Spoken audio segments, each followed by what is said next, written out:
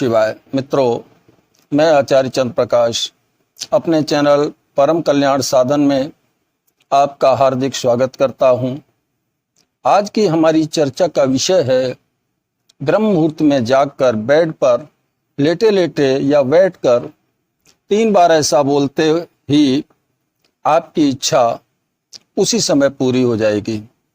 ये इच्छा आपकी किसी रोग को दूर करने, आपसी संबंधों को लेकर, तांत्रिक बाधाओं को दूर करने, कर्ज मुक्ति, आर्थिक समस्याओं को लेकर हो सकती है या फिर अध्यात्म में ऊंचा उठने को लेकर हो सकती है। मेरे कहने का भाव है कि किसी भी प्रकार की आपकी इच्छा वीडियो में बताई गई विधि को अपनाने से उसी समय पूरी हो जाएगी। तो वह कौन से शब्द 3 बार आपको दोहराने हैं, इस वीडियो में मैं आपको बताने जा रहा हूं। उन शब्दों के बारे में वीडियो में आप हमारे साथ अंत तक बने रहें ताकि उस विधि और उन शब्दों को आप आसानी से तथा बारीकी के साथ समझ सकें। यदि आप चैनल पर पहली बार वीडियो देख रहे हैं तो इसे सब्सक्राइब जरूर कर लें। साथ ही घंटी के बटन को दबाकर उसे ऑल पर सेट कर लें, जिससे जो भी वीडियो मैं डालूं वह आप तक शीघ्र पहुंच सके। तो सबसे पहले हम जान लेते हैं कि ब्रह्म मुहूर्त का समय कौन सा है। रात्रि 3 बजे से 5 बजे के बीच का समय ब्रह्म मुहूर्त का समय माना जाता है। मोटे तौर पर सूर्य उदय होने से 1.5 घंटा पहले का समय ब्रह्म मुहूर्त का समय माना जाता है। हमारे ऋषि मुनि इस समय को बड़ा महत्वपूर्ण मानते थे। सच में यह समय है भी बड़ा महत्वपूर्ण, न सिर्फ आध्यात्मिक दृष्टि से बल्कि स्वास्थ्य की दृष्टि से भी बड़ा ही महत्वपूर्ण है। इस समय वातावरण में प्राणवायु की मात्रा अत्यधिक बढ़ी चढ़ी होती है, जिसका प्रभाव हमारे स्वास्थ्य पर सकारात्मक रूप में पड़ता है। हमें स्वास्थ्य लाभ तो होता ही होता है। अगर हम आध्यात्मिक दृष्टिकोण से देखें तो उस समय सभी देवताओं की शक्ति हमारी पृथ्वी पर सबसे नजदीक उसके वायुमंडल में समव्याप्त होती है। और अगर हम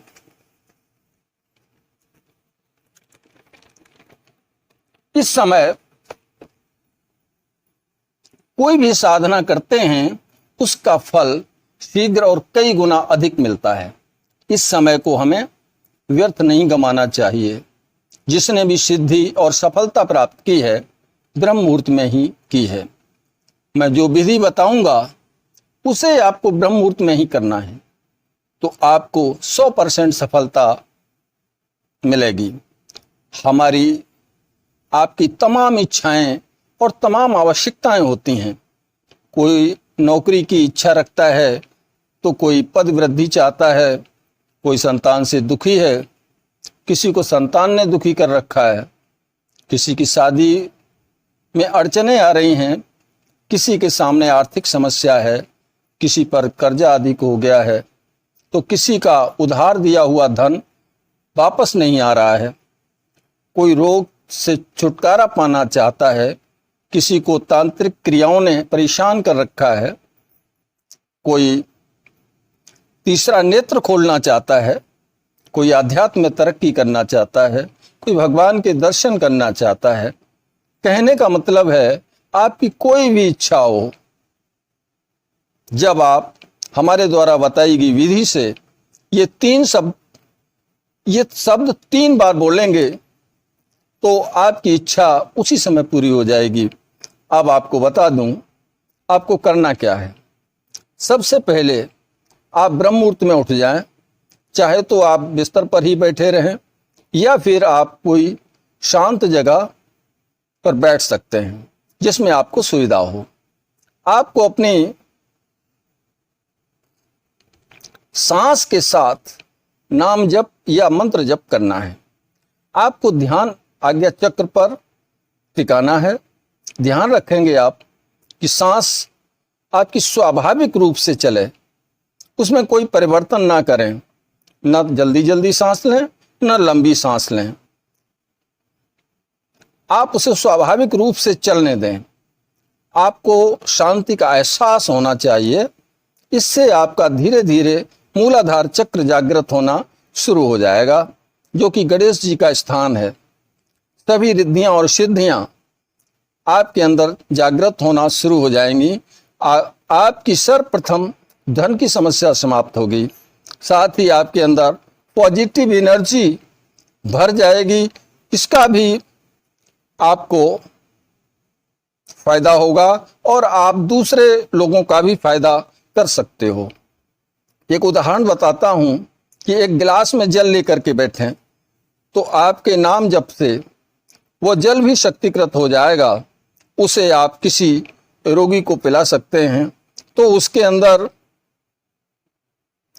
उस शक्तिकृत जल से उसके रोग में कमी होना शुरू हो जाएगी और धीरे धीरे उसका रोग भी समाप्त हो जाएगा। आपका स्वास्थ्य तो वैसे ही अच्छा हो जाएगा। नाम जप करते समय किसी विधि विधान की आवश्यकता नहीं होती है, परंतु यदि आप मंत्र जाप करते हैं तो फिर पूजा पाठ, आसन, माला, साफ सफाई का विशेष ध्यान रखना पड़ेगा। नाम जप करने के लिए आप सुबह उठें, बिस्तर पर बैठ जाएं या जमीन पर कुछ बिछाकर बैठ जाएं। न तो नहाना धोना है, ना ही ब्रश इत्यादि करना है। अगर आप करना चाहते हैं तो आपकी मर्जी है, आप कर सकते हैं। वैसे इन सब की कोई आवश्यकता नाम जप में नहीं होती है। आपको स्वाभाविक रूप से सांस लेना शुरू कर देना है। इससे पहले आप ये भी निश्चित कर लें कि कौन सा नाम जप आपको करना है, किस नाम का जाप करना है। इस विधि में आप कोई भी नाम जाप कर सकते हैं। आप राम, कृष्ण, वाहेगुरु, सतनाम, दुर्गा, हनुमान, शिव, किसी का भी नाम जाप कर सकते हैं। आपको ध्यान ये रखना है कि नाम अधिक लंबा ना हो। छोटे नाम जप में आपको अधिक सुविधा रहेगी। तो आप जब श्वास लें तो बोलें हनुमान हनुमान हनुमान या सतनाम सतनाम सतनाम, और जब श्वास छोड़ें तब भी हनुमान हनुमान हनुमान, सतनाम सतनाम सतनाम बोलें। संख्या की गिनती ना करें, जितनी स्वाभाविक रूप से बार आप नाम जप सकते हैं जप में। आपका ध्यान अपने आज्ञा चक्र पर रहे। जब आपका ध्यान टिक जाए तो फिर वो शब्द दोहराने हैं जिन्हें मैं आगे बताऊंगा। सबसे अच्छे परिणाम जिस नाम के आए हैं मैं उसी का जाप करने की आपको सलाह दूंगा।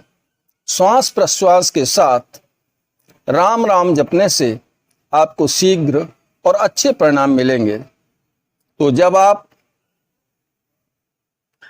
सांस खींचें तो राम राम राम जपें, और जब सांस निकालें तो भी राम राम जपें। अब आपकी वृत्ति धीरे धीरे एकाकार होने लगेगी। इसमें आपको 10-15-20 मिनट तो लग ही जाएंगे, थोड़े अधिक भी लग सकते हैं। हाँ, इसमें मैंने विधि थोड़ी बदली हुई है, परंतु परिणाम बहुत अच्छे आपको मिलेंगे। अब आप साधना कर लें। 15-20 मिनट बाद आपकी जो भी इच्छा हो तब सांस खींचें तो अपनी इच्छा बोलें या मन ही मन दोहराएं। उसके बाद सांस छोड़ दें। अब दोबारा सांस भरें और अपनी इच्छा फिर दोहराएं, फिर सांस छोड़ दें। तीसरी बार फिर सांस भरें और अपनी इच्छा दोहराएं, फिर सांस छोड़ दें। अब आपकी इच्छा सिर्फ, आपको अपनी इच्छा जो है ना वो सिर्फ 3 बार ही दोहरानी है। इससे आपकी इच्छा उसी समय पूरी होगी। अन्यथा आपको कभी कभी 21 दिन भी लग सकते हैं। अगर आपकी इच्छा बड़ी हुई है तो किसी किसी को 90 दिन भी लग जाते हैं। ये उनकी एकाग्रता पर निर्भर करता है। ब्रह्मांड आपको अदृश्य सहायता देगा, फिर चाहे वो कोई व्यक्ति ही क्यों न हो। साधना के समय आपको कुछ संकेत मिलेंगे कि आपकी इच्छा कैसे पूरी होगी, आपको करना क्या है, इस बात के आपको संकेत मिल जाएंगे। आपको बता दूं, 15-20 मिनट साधना करने के बाद ही आपको अपनी इच्छा दोहरानी है, सिर्फ 3 बार, तो आपकी प्रार्थना तुरंत परमात्मा तक पहुंच जाएगी। जैसे ही आपकी प्रार्थना उन तक पहुंचेगी, ब्रह्मांड आपको संकेत देगा। उसके लिए कुछ भी असंभव नहीं है। इस प्रकार आपकी इच्छा पूरी हो जाएगी। आप इस समय को, जो मैंने 15-20 मिनट समय बताया है, आप इसको बढ़ा भी सकते हैं, 30 मिनट तक कर सकते हैं। जब तक आपकी वृत्ति परमात्मा से न जुड़े, तब तक आपको साधना पे बैठना है। उसके बाद ही अपनी इच्छा को 3 बार दोहराना है। इससे आपकी आवाज परमात्मा तक जरूर पहुंच जाएगी और वो आपकी इच्छा पूरी जरूर कर देंगे। मित्रों, अगर ये वीडियो जरा भी पसंद आया है तो आप इसे लाइक जरूर करें। परमात्मा से मैं विनती करता हूं कि वो आपकी इच्छा को पूरा करें। चलते हैं, मिलेंगे अगले वीडियो में नई जानकारी के साथ। तब तक के लिए ओम नमः शिवाय, ओम नमः शिवाय, ओम नमः शिवाय।